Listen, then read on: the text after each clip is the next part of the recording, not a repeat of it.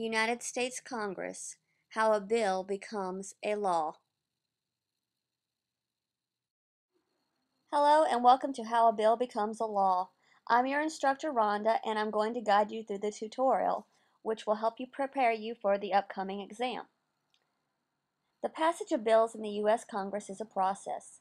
Therefore, we will go through this step-by-step process so you can get a better understanding how this process works. After we go through the process, you will have an opportunity to examine a few questions to test your skill. The questions are followed by an answer key, and finally, we will wrap this up with our conclusion. So here we have an example of a flow chart. This flow chart details the step-by-step process of the bill's journey through Congress to its passage. Please be aware this is only an example of how the process is designed to work. We will go through greater detail on these steps next. In step 1, the bill is introduced. Any member of Congress, House or Senate, can introduce a bill. A bill usually begins at the local level, where a concerned citizen group, a PAC, or an action group feels that there is a need for a particular type of legislation. After a bill is introduced by a member of Congress, it is then given a number by the clerk and is placed in the hopper. After it is placed in the hopper, it is directed to an appropriate committee, which will oversee the bill and decide to make any further changes or make any adjustments to the bill. There are numerous committees and subcommittees in both the House and Senate. It is up to the Speaker of the House or the presiding officer of the Senate to determine the appropriate committee. Bills are placed on the committee's calendar. Failure to act on the bill will kill the bill's passage. Therefore, the Speaker of the House can place time limits on the committee deliberation. Hearings are held and the committee will vote whether to accept the bill or send it back to the sponsor with recommendations. In step 4, the bill returns from committee where it is placed on the House calendar or the Senate calendar where it waits for further debates and for a final vote.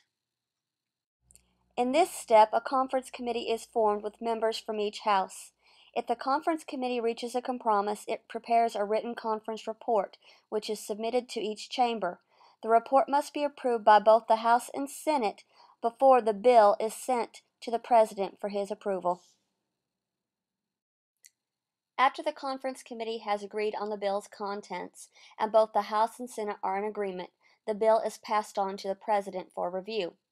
The bill becomes law if it is signed by the President or if not signed within 10 days while Congress is in session. If Congress adjourns before the 10 days and the President has not signed the bill, it does not become law.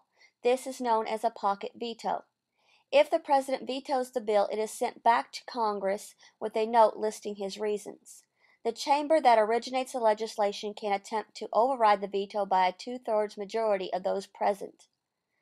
If the President's veto is overridden by both chambers, the bill becomes a law. Once the bill makes its way through the entire process and the bill is signed by the President or the President's veto is overridden by Congress, the bill will then become a law.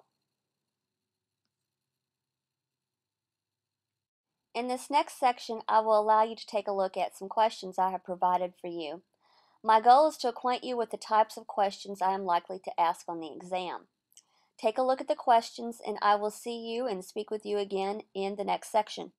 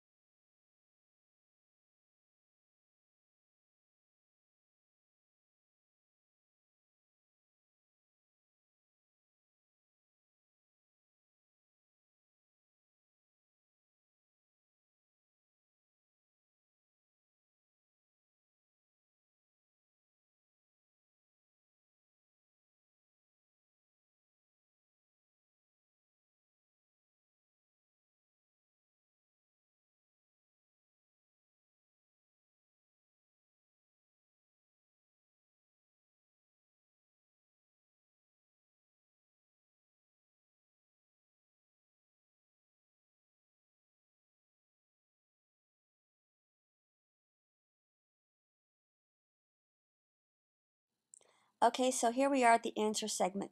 Question 1. The answer is C. Any member can introduce legislation to the chamber. Question 2. The answer is true. Question 3. The answer is A.